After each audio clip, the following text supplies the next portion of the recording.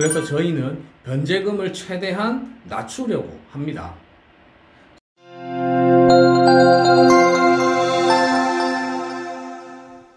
안녕하세요. 노태구 변호사입니다.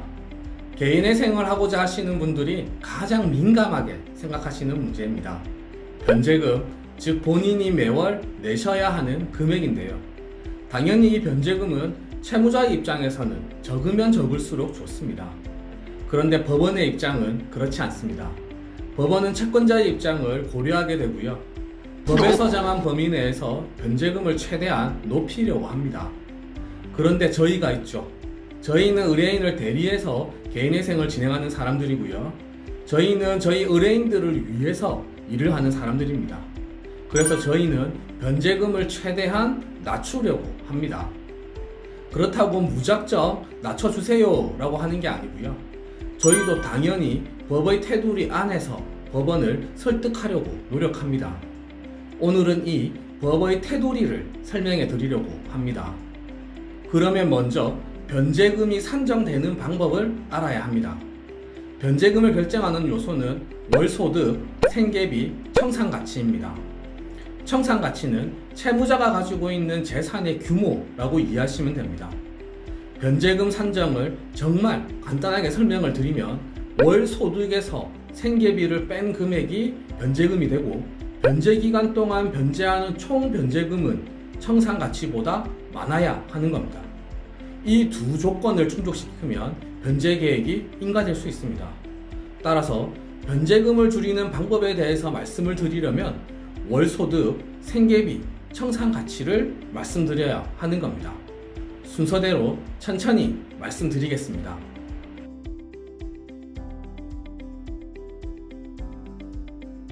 첫 번째, 월소득. 월소득은 당연히 적을수록 변제금도 낮아집니다. 그렇다고 고의로 소득을 낮추라는 의미는 절대 아닙니다. 개인회생을 신청하기 직전에 갑자기 소득이 낮아지면 법원에서는 어떻게 생각을 할까요? 법원에서는 당연히 개인회생을 앞두고 변제금을 줄이기 위해서 고의로 소득을 낮춘 게 아닐까라고 의심을 하게 됩니다. 물론 소득이 낮아진 것이 어쩔 수 없는 사정에 의한 것이라면 이를 잘 설명하시면 됩니다. 특히 최근 코로나로 인해서 다니던 직장에서 공고사직을 당하거나 또는 직장 자체가 폐업을 해서 어쩔 수 없이 새 직장을 구했는데 이전 직장보다 급여가 낮은 경우가 종종 있습니다. 이러한 경우에는 재판부의 사정을 잘 설명하시면 낮아진 급여를 기준으로 변제금이 산정될 수 있습니다. 이러한 부득이한 사정 없이 갑자기 월소득이 낮아졌다면 법원에서는 의심을 하게 되고 적절한 소명을 하지 못하면 법원에서는 줄어든 소득을 인정해주지 않을 수도 있습니다. 급여에 대해서 정리를 해보면 급여가 낮으면 당연히 변제금도 낮아집니다.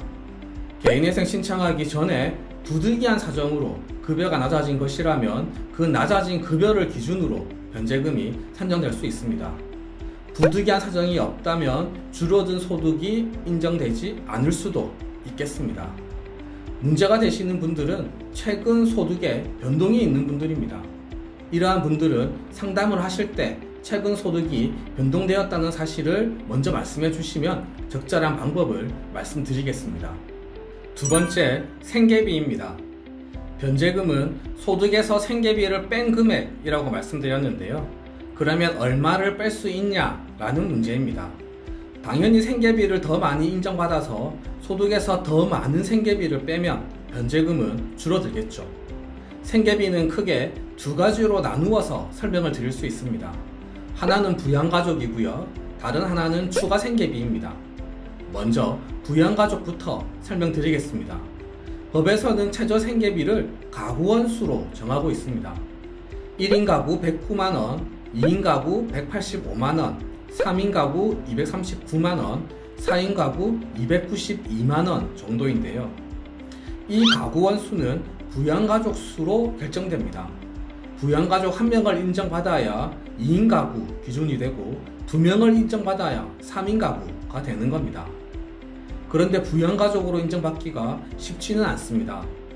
우선 배우자의 경우 채무자가 부양할 수밖에 없는 사정이 있어야 합니다. 대표적인 경우가 일을 할 수 없을 정도로 큰 질병을 앓고 있는 경우입니다. 그렇지 않으면 배우자가 부양가족으로 인정되기는 쉽지 않습니다. 미성년 자녀의 경우 배우자가 소득이 있다면 부양가족으로 인정되지 않거나 0.5명만 인정됩니다. 배우자에게 소득이 없더라도 무조건 다 미성년 자녀가 부양가족으로 인정되지는 않습니다. 여러 사정들을 종합적으로 보고 판단하게 됩니다. 부모님의 경우에는 소득이 없으셔야 하고 주민등록상 전입신고가 함께 되어 있으셔야 하고 다른 형제 자매들이 아닌 본인만이 오로지 부모님을 부양해야 되는 사정 등이 인정되어야 합니다. 부양가족으로 인정받기 어렵다는 점을 주로 말씀드린 것 같은데요. 부양가족으로 인정받을 수만 있다면 최저생계비가 큰 금액이 늘어나게 되고 변제금을 확 줄일 수 있습니다. 부양가족의 경우에는 아무래도 상담을 받아보시는 걸 권해드립니다. 그리고 부양가족에 대해서는 제가 이전에 자세하게 설명을 드린 동영상이 있습니다. 여기 위에 띄워드릴 테니 참고하시기 바랍니다. 그리고 추가 생계비에 대해서 말씀드리겠습니다. 추가 생계비의 대표적인 경우는 월세입니다. 이 부분은 일률적으로 말씀드리기가 어려운 부분이 있습니다. 법원마다 거주 지역마다 인정해주는 금액이 다 다릅니다. 법원에서는 채무자의 상황에 맞게 월세 금액 중 일부를 인정해줍니다. 월세 전부를 인정해주는 경우는 거의 없고요. 일부 금액만 인정해주는 경우가 대부분입니다. 또 고정적인 병원비나 치료비도 추가 생계비로 인정될 수 있습니다. 이러한 사정들이 있으시면 상담을 하실 때 자세하게 말씀을 해주시면 됩니다. 월세나 병원비 등으로 추가 생계비를 20~30만원만 인정받아도 큰 도움이 되실 겁니다.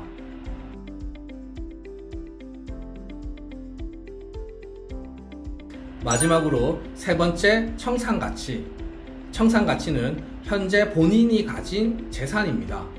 개인의 생은 변제기간 동안 갚는 총 변제액이 청산가치보다는 많아야 합니다. 예를 들어 볼게요. 소득이 180만원, 1인 기준 최저생계비 109만원, 추가 생계비를 20만원 인정받았다고 해봅시다. 총 생계비는 129만원이고요. 변제금은 180만원에서 129만원을 뺀 51만원입니다. 51만원씩 36개월을 갚으면 총 갚는 금액은 1836만원이 나옵니다. 그런데 만약 이분의 재산이 2천만원이 있다 라고 해봅시다. 그러면 36개월보다 갚는 금액이 2천만원보다 적습니다. 이렇게 되면 변제계획안은 인가가 되지 않습니다. 월 변제금이 56만원이 되어야 36개월 동안 총 변제금이 2,016만원이 됩니다. 2천만원을 넘게 되는 거죠. 이분은 결국 변제금을 최소한 월 56만원 이상은 잡아야 변제계획안이 인가되는 겁니다. 그러면 추가 생계비는 20만원이 인정될 수가 없는 거죠. 이렇듯 본인에게 재산이 있다면 이에 대한 검토가 필요합니다. 임대차 보증금이 있다면 면제재산으로 인정되는 금액을 확인하셔야 합니다. 담보부 채무가 있다면 이 금액은 청산가치에서 제외될 수 있습니다. 또 압류금지 채권도 확인해 보셔야 합니다. 또 배우자에게 재산이 있을 경우에는 이 역시 확인해 보셔야 합니다.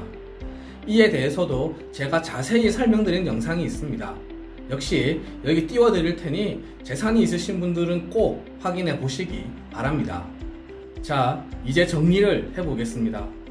변제금을 산정함에 있어서는 월소득, 생계비, 청산가치가 복합적으로 고려됩니다. 변제금이 줄어드는 경우는 월소득이 낮고 생계비는 높고 청산가치는 낮은 경우입니다. 본인의 경우 이 중에서 어느 부분에서 변제금을 낮출 수 있을지 검토를 해보시기 바랍니다. 그리고 확실한 내용은 상담을 해보시는 걸 권해드립니다. 실무에서는 워낙 다양한 경우들이 있고 이를 다 설명드리는 건 불가능합니다. 오늘은 변제금을 계산하는 방법과 낮추는 방법에 대해서 설명을 드렸습니다. 더 궁금하신 점은 댓글에 남겨주시거나 전화 주시면 되겠습니다.